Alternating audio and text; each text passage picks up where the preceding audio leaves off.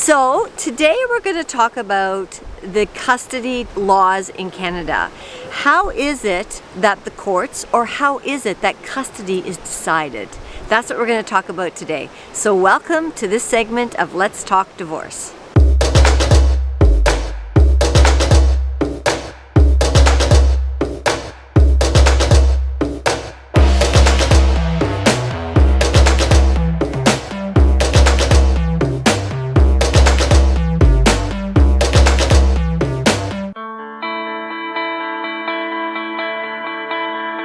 First of all, in Canada, there are two sets of laws. There's the federal law, which is the Federal Divorce Act, and there are provincial laws. And each province has different names and different laws. Some provinces even have two laws that speak to the event of marriage or relationship breakdown. However, the one thing that is common across all of the acts is that it is the utmost importance that the best interest of the children is what drives decisions. In the Federal Divorce Act, they refer to it as custody. In provincial divorce acts, you'll often hear it referred to as guardianship and/or custody. And when we're talking about custody, we're really talking about decision making. Who is it that has the ultimate power in making decisions? You will have heard things like sole custody versus joint custody. Well, sole custody means you're essentially making all the decisions on your own and you do not need to consult with the other parent to make those decisions. Joint custody means we make decisions jointly. Where it gets confusing is the custody with regards to decision making does not mean you don't have residential sharing.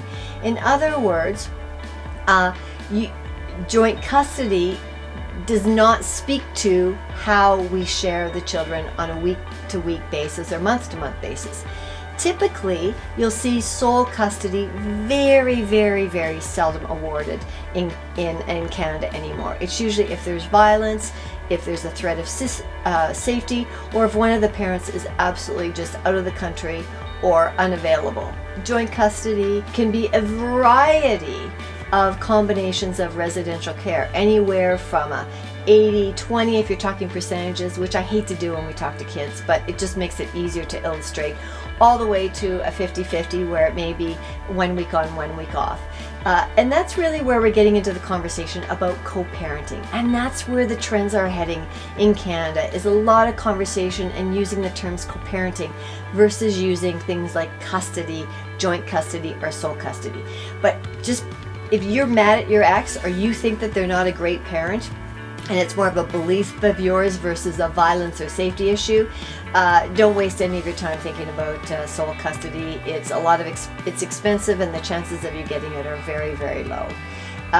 So really focus on having joint custody and spend your time determining on what the residential care looks like. How is this back and forth going to work so that it works for all the children and it works for the parents, and it will lay the foundation for a great, happy family and incredibly confident, well-balanced children. So what is the equation for a successful co-parenting plan? First, make sure you deal with the division of property first. Get that stress and those negotiations behind you so you can 100% focus on the well-being of the children and pulling together a great plan for the children on a go-forward basis.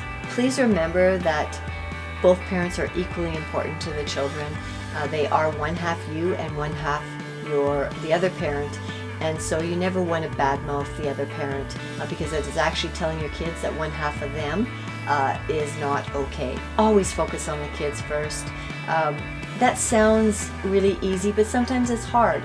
So just use that as a mantra in your mind when things are getting stressful. Kids first, kids first, kids first. I'm a strong believer in a detailed parenting plan, and when I see detailed, I like to see them very lengthy and covering everything from how you're going to deal with birthday presents and birthdays to Mother and Father's Days, to school, to extracurricular activities, to allowances, to health. The more detail, the better. And like I've said in my other videos, actually the more detail, the more freedom you have, and certainly a lot less stress. And bottom line is, you can review as you need it. So every year, every few years, pull it out and say, does this apply? and if it doesn't, scrap it, or if it does, it needs updating, you can update it. Never, never, never badmouth each other. Please, please avoid that at all costs. It hurts them more than you'll ever know, and it doesn't look good on you.